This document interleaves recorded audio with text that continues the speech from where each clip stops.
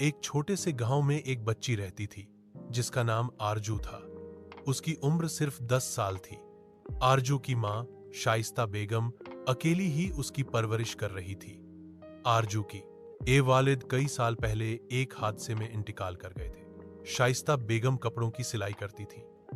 दिन रात मेहनत करके आरजू को स्कूल भेजती, उसकी जरूरतों को पूरा करती और खुद भूखी सो जाती, मगर आरजू को कभी कुछ महसूस न होने देती।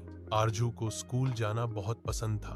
वह निहायत जहीन और मेहनती बच्ची थी, मगर जब भी स्कूल की फीस भरने का वक्त आता, शाइस्ता बहुत परेशान हो जाती थी। आरजू अपनी मां की आंखों में वो फक्र और थकान देखती, लेकिन कभी कोई शिकायत न करती। बस हमेशा एक ही जुमला कहती, अम्मी, जब मैं बड़ी हो जाऊंगी तो आपको सिलाई नहीं करनी पड़ेगी। मैं आपके लिए बड़ा सा घर बनाऊंगी। एक दिन स्कूल में मदर्स डे पर एक प्रतियोगिता हुई। सभी बच्चों को अपनी मां के लिए एक पत्र लिखना था। आरजू ने छुट्टी के बाद देर तक बैठकर अपनी मां के नाम एक चिट्ठी लिखी। स्कूल की टीचर ने जब वह चिट्ठी पढ़ी तो उनकी आंखों में आंसू आ गए। चिट्ठी कुछ यूं थी, मेरी प्यारी अम्मी, आप मेरे लिए सब कुछ हो।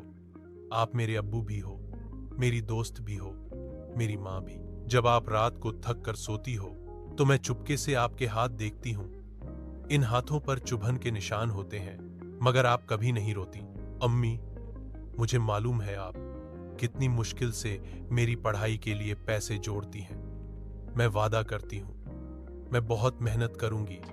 मैं आपका ख्वाब पूरा करूंगी। आपके बिना जीवन नहीं लगता। आप थक जाती हो, फिर भी मेरे लिए हंसती हो। मैं भी एक दिन आपको हंसाना चाहती हूं, हमेशा के लिए। आपकी बेटी आरजू।